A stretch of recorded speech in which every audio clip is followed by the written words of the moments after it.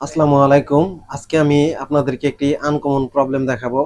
তো দেখেন এই ফোনটি আমি পাওয়ার দিয়ে দিলাম। এখানে একটু আপনারা সাদা দেখতে পারতেছেন।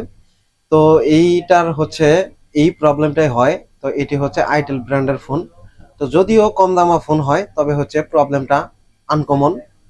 তো দেখেন এই ফোনটি আমি এখন চার্জে লাগিয়ে দিচ্ছি যে এই ফোনটি যথাযথভাবে কোনো ধরনের রেসপন্স আসে কিনা বা চালু হয় কিনা। তো অনেকে বলতে পারেন যে ডিসপ্লে প্রবলেম, সেই কারণে আমি মার্কেট থেকে অন্য আর একটা ডিসপ্লে ব্যবস্থা করে রেখেছি যাতে করে হচ্ছে আপনাদেরকে বোঝানোর জন্য সুবিধা হয়। তো দেখেন এখানে হচ্ছে আমি এই ডিসপ্লেটাকে এখন কানেক্টিভিটি করে দিচ্ছি। তো এই ডিসপ্লেটাতে কি ধরনের আসে, লেখা আসে কিনা বা চালু হয় কিনা, এটা হচ্ছে আমি আপনাদেরকে দেখাবো। তো এখন আমি ব্যাটারিটাকে কানেকশন দিয়ে নিচ্ছি। এখন এই ফোনটাকে পুনরায় আবার হচ্ছে পাওয়ার দিয়ে দিব। তো আপনারা স্ক্রিনে খুব ভালো করে যথাযথভাবে খেয়াল করে দেখবেন। তো দেখুন এটি নতুন ডিসপ্লেতে কিন্তু সেম ধরনের প্রবলেম। তো এই ফোনটি হচ্ছে আমি যখন হাতে পাই অন্য সব থেকে গাটানো থাকা ফোন এই ফোনটি। তো এখন আমি সিপিইউটা রিবোলিং করে দেখব। আমি মনে করি যে এই ফোনটিতে সিপিইউতে প্রবলেম নাই, কারণ হচ্ছে যে অন্য কোথাও কোনো ধরনের প্রবলেম আছে।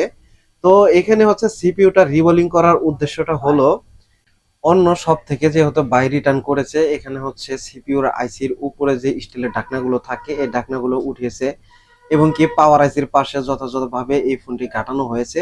তবুও এই ফোনটি কখনো কোনোভাবে সমাধান হয়নি। তো ইতিপূর্বেও এটি কিন্তু সিপিইউতে প্রবলেম ছিল না আমি মনে করে নিচ্ছি, কারণ এই ফোনটির যেহেতু অন্য ভাই হিট দিয়েছে, তো সিপিইউতে কোনো ধরনের প্রবলেম হইলে হইতে পারে, সেই উদ্দেশ্য নিয়েই হচ্ছে আমি এই ফোনটির সিপিইউটি রিবোলিং করে নিব। তো এই ফোনটি হচ্ছে নন পেস্টিং সিপিইউ যুক্ত ফোন।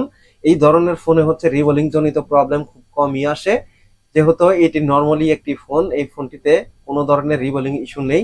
তবুও যেহেতু হিট দেওয়া ছিল সেই সব কারণে আমি এই আইসিটাকে রিবোলিং করে নিচ্ছি।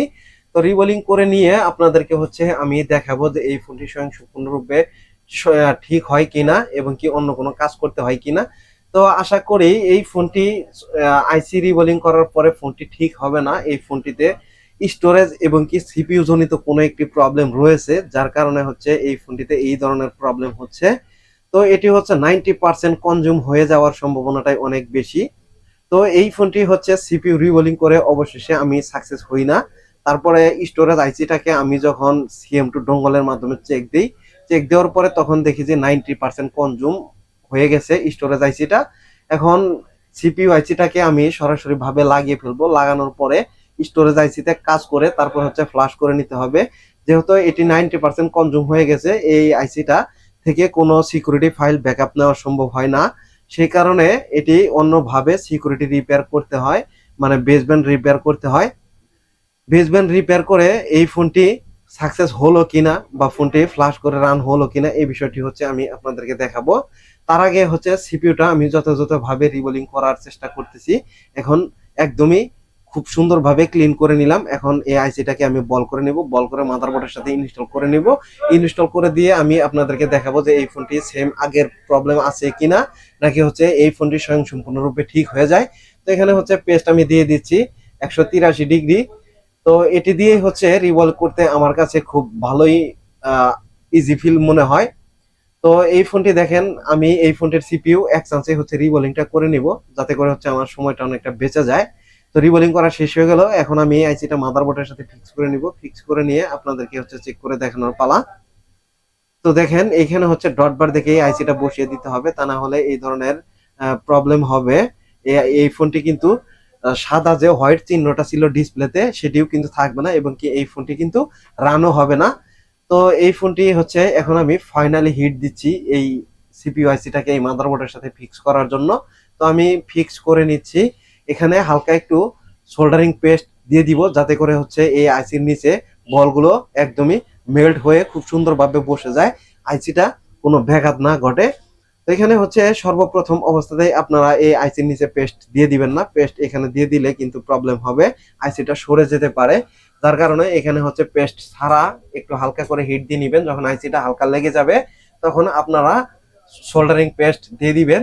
সোল্ডারিং পেস্ট দেওয়ার পরে আইসিটি স্মুথলি ভাবে খুব নিখুঁত ভাবে জায়গা মতন বসে যাবে। এখন হচ্ছে আইসিটা ইনস্টল করা শেষ হয়ে গেল, মাদারবোর্ডটাকে আমি ঠান্ডা করে নিচ্ছি। এখন হচ্ছে এই ফোনটি আমি ইতিপূর্বে চেক করে নিয়েছিলাম, কখনো কোনোভাবে এই ফোনটি রিবলিং করার পরেও সমাধান হয়নি। তো এটি হচ্ছে স্টোরেজ আইসিতে কাজ করার পরে সাকসেস হয়েছে, এই বিষয়টি কিন্তু আমি বললাম।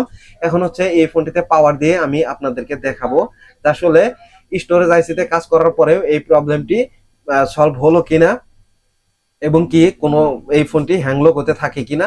তো দেখুন আলহামদুলিল্লাহ এই ফোনটি কিন্তু যথাযথভাবে পাওয়ার নিয়ে নিল। এখন এই ফোনটির যে বেস ব্যান্ড, এটি কিন্তু কথাটি আগে বলে আসলাম, এটিকেও আমার রিপেয়ার করে নিতে হয়েছে। তা না হলে এই ফোনটি কিন্তু যথাযথভাবে কাজ করবে না, এবং কি সিকিউরিটির জন্য একটু একটু সময় নেক্সট নেক্সট করতে পারবেন, তারপরে হচ্ছে রিস্টার্ট হবে। এই রিস্টার্ট প্রবলেমটা এটি যদিও বারবার 100 বারও ফ্লাশ করেন তখনও কিন্তু সলভ হবে না। আগে হচ্ছে বেস ব্যান্ড ফিক্স করে নিতে হবে, তারপরে হচ্ছে আপনারা ইউআই সেটিংটা সম্পূর্ণ কমপ্লিট করতে পারবেন। তো আশা করি আমার কথাগুলো আপনারা বুঝতে পারছেন। তো এখনো স্বয়ং সম্পূর্ণ ফোনটি রান হয়ে যেতে অপেক্ষা করতে হবে। তো আলহামদুলিল্লাহ দেখুন ফোনটি রান হয়ে গেল। আসসালামু আলাইকুম, সবাই ভালো থাকবেন।